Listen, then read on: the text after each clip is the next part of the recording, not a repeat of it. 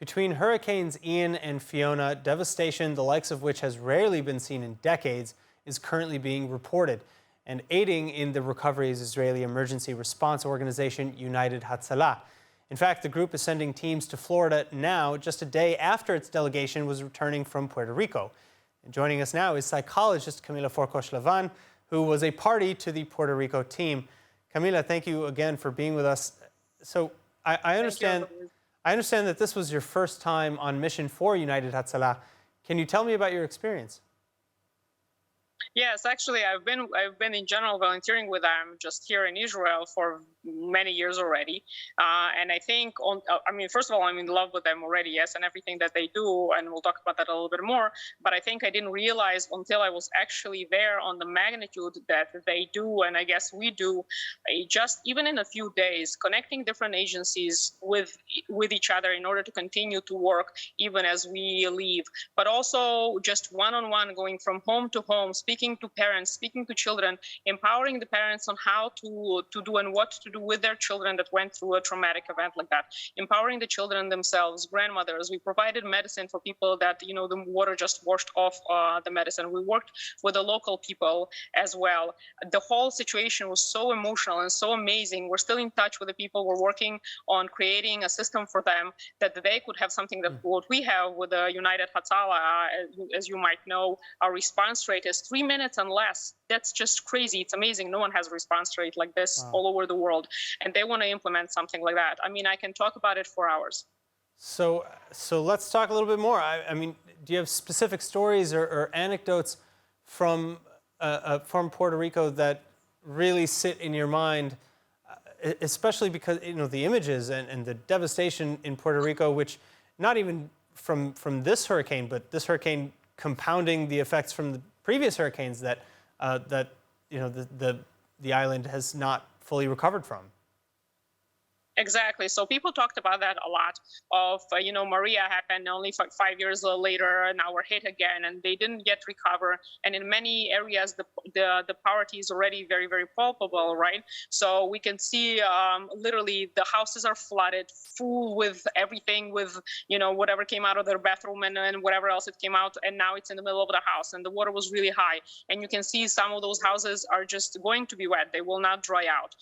There is a huge devastation with different plantains. For example, we saw like little plantains all over, just broken up completely. People lost financial loss of whoever was trying to run a business. Now they just basically don't have any. We saw people, there was a lady that literally the medicine got washed out and she's suffering from depression, just couldn't stop crying.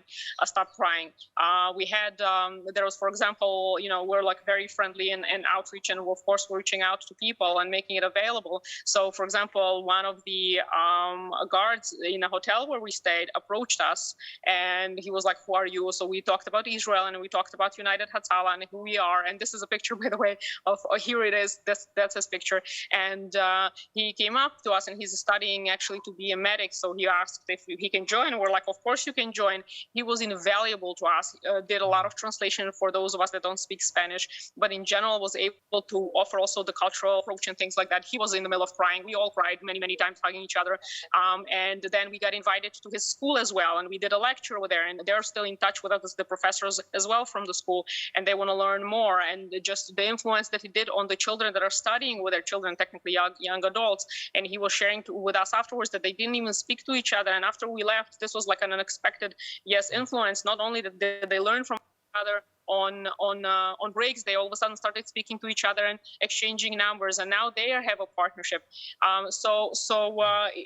The whole situation, there was a lady that also lost everything. We were talking, and all of a sudden she says, I have goosebumps just from the tools that I was like sharing with her. And the translator also next to me ended up crying. Like, and these kinds of events with all of us, with all the therapists, with just really amazing work. So Kamila, that was my final question. As a psychologist, do your tasks differ from the rest of the team? Is it normal to have psychologists on the United Hatzala staff? Normally, I would imagine it's search and rescue and general practitioner, physicians, etc.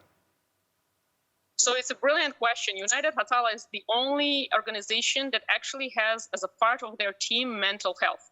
And this mental health program is taught to different people within the community to give the first response until the professionals can come. And also for internal, for ourselves, yes, to be able to, I often, for example, get calls of someone, a professional that was at the event or different kinds of events, including here, including in different countries, to be able to speak with them and to kind of clean that up and clear the air and to provide that mental health so that the professional is able to continue to go. So we're the only ones that have that. And this kind of a mission also was one of those missions that showed us and everyone, hopefully, the importance of mental health and the importance of people like us going to these places and making connections, not only for the people and empowering them and giving them tools, but also to the systems in place.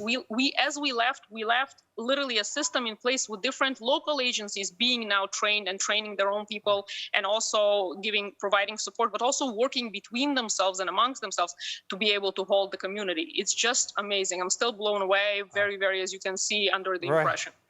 All right, Kamila, thank you so much for joining us, and thank you, for joining the team with United Hatzala, and we wish, of course, United Hatzala luck and everybody in the United States and in Puerto Rico a speedy recovery. Thank you so much for joining us. Amen, amen. And again, I just want to highlight what Ellie Beer did is just unprecedented, really. Very grateful. And grateful to you for showing this. Thank you so much. As always. Thank you so much.